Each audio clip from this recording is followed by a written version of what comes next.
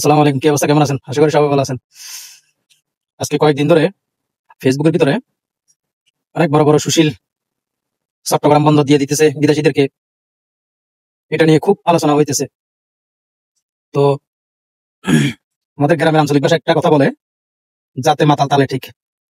আমরা যাতে মাতাল তালে ঠিক বন্ধ যে দিতেছে না সেটা আমরা জানি, তারপরও আমরা ফেসবুক গরম করার জন্য, দেশের ভিতরে অস্থিতিশীল কিছু বাড়ানোর জন্য আমরা এটার পিছনে উঠে পড়ে লাগছি। সবাই জানে বন্দর হ্যান্ডেলিং এর দায়িত্ব দেওয়া হইতেছে, বন্দরের মালিকানা বাংলাদেশের, সেটা সবাই জানে। কিন্তু তারপরও বুঝিও ছিলেন না বুঝিও ছিলেন, টকশোর ভিতরে বড় বড় সুশীল কতগুলো আছে যে তারা মানে সাধারণ কিছু মানুষ তো না বুঝো বন্দর বিদেশি এলাকা করে দিয়ালার কই কই গুলো চিল্লার এগুলোর লগে যোগ দিবে লাগা বড় বড় সুশীলেরও চিল্লিতেছে। আসলে কতটুকু সত্য? বন্দর কি আসলে দিতেছে? বন্দর শুধু হ্যান্ডেলিং এর দায়িত্ব দিতেছে।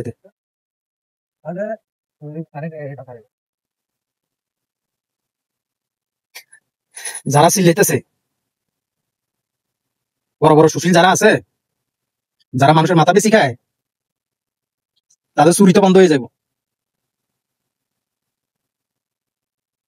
তারা বাইরের দেশে যে পণ্য বোঝায়, যে বড় বড় জাহাজগুলো আসে, ওগুলাতে জিম্মি করে মাল কামাবো কিভাবে?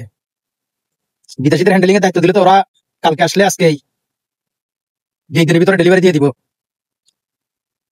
সাধারণ মানুষের হাতে অল্প খরচে চলে যাবে।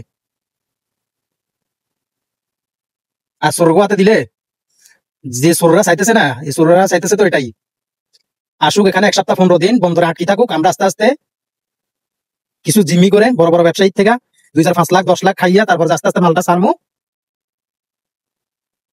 আর জনগণের শুধু হয়রানি করা। এই যে মাঝে মধ্যে তেল, চিনি, পেঁয়াজ, আদা, রসুন ওগুলার দাম বাড়ি যায় কিসের কারণে? এইসব চোরের কারণে।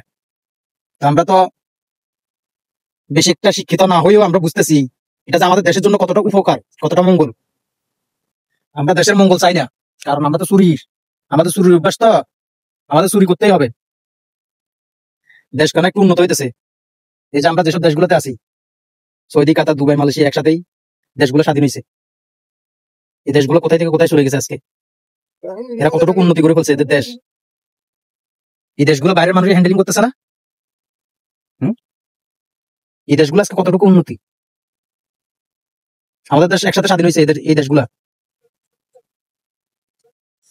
মালয়েশিয়া বলেন, দুবাই বলেন, তারপরে যে কাতার, ওমান, এই দেশগুলো একসাথে স্বাধীন হয়েছে 2-1 বছর আগার পিস করে। কিন্তু এই দেশগুলো আজকে কোথায় চলে গেছে?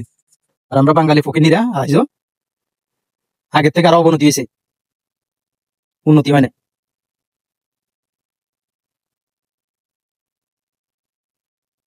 ভালো থাকবেন সবাই, ভিডিওটা ভালো লাগলে শেয়ার করে দেবেন। আর সুশীল যারা আছেন আপনারা সাবধান হয়ে যান, ঠিক আছে? দেশের তো এমনি ফঙ্গ বানাই দিয়েছে 16 বছর ধরে, আর বাকি আপনারা ফঙ্গ করিয়েন না দেশটারে।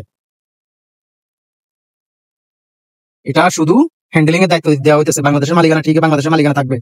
আপনারা এসব নিয়ে কাউকে করে দেশের ভিতরে অরাজকতা সৃষ্টি করিয়েন না, দয়া করে। ভালো থাকবেন সবাই, সবাই সুস্বাস্থ্য কামনা করি। আল্লাহ হাফেজ। ভালো লাগলে ভিডিওটা লাইক, কমেন্ট, শেয়ার, পেজটা ফলো দিবেন, ইউটিউব চ্যানেলটা সাবস্ক্রাইব করে দিবেন।